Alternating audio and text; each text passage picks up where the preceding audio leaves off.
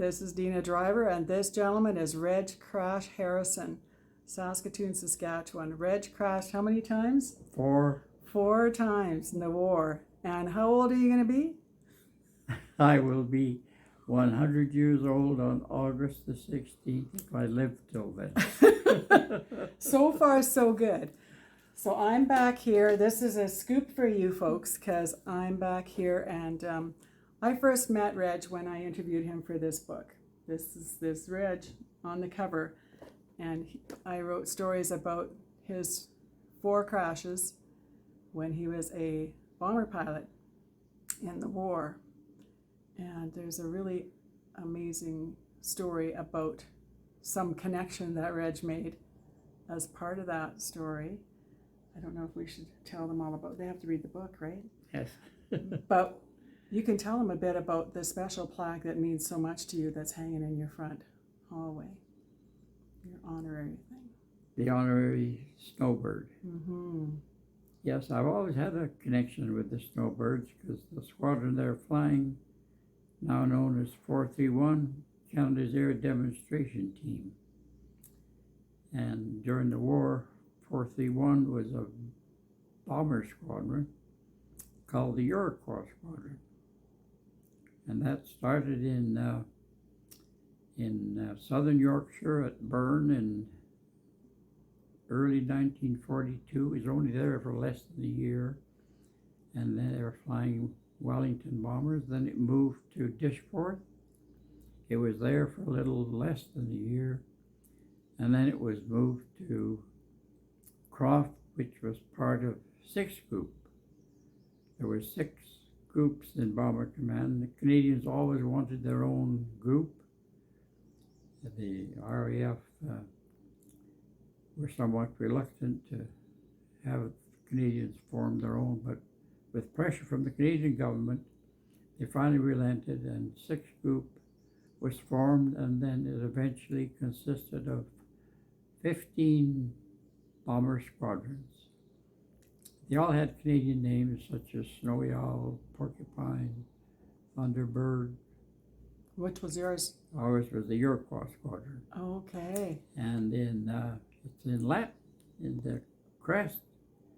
It's means, what Latin means warriors of the night. So I think the Iroquois were noted for being warriors. Wow.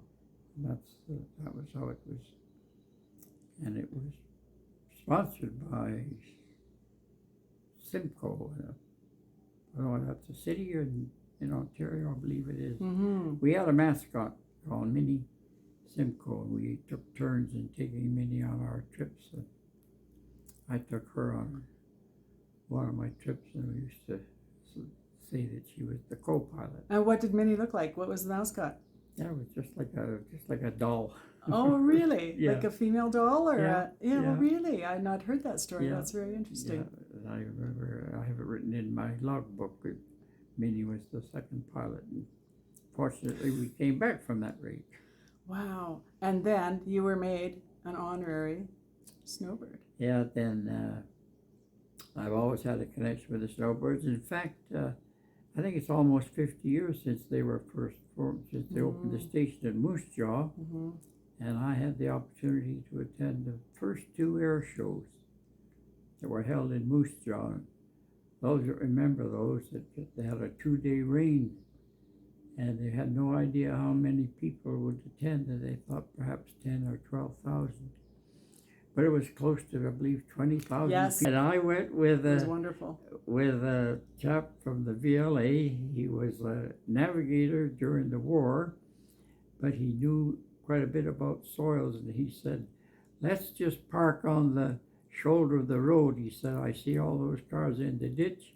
He said, after they sit there for a few hours, he said, they're going to be sunk in that Regina heavy clay, and the farmers will be busy pulling them all out. And That that's area, exactly yeah, for sure. what happened. Oh, there you go. And then they were short of course, very short of bathrooms, and the ladies improvised, stuff. got in a circle. There you go. The second show they had, they were better prepared, and I think they had all kinds of portable washrooms and Oh, yeah. they had enough yeah. work. I believe they had There you something go. like 20 or 25,000 at the second air show. That was a lot. So yeah, here I am talking with Reg, and we're talking some more about his story, the amazing things that have happened to him and that he made happen during the war, the crashes that he survived, and the people that he met, and some of his growing up years on the farm. So stay tuned for that, guys. This is a very wonderful, amazing man that I've had the privilege of meeting through my work as a writer and a publisher, and really excited to share those stories with you.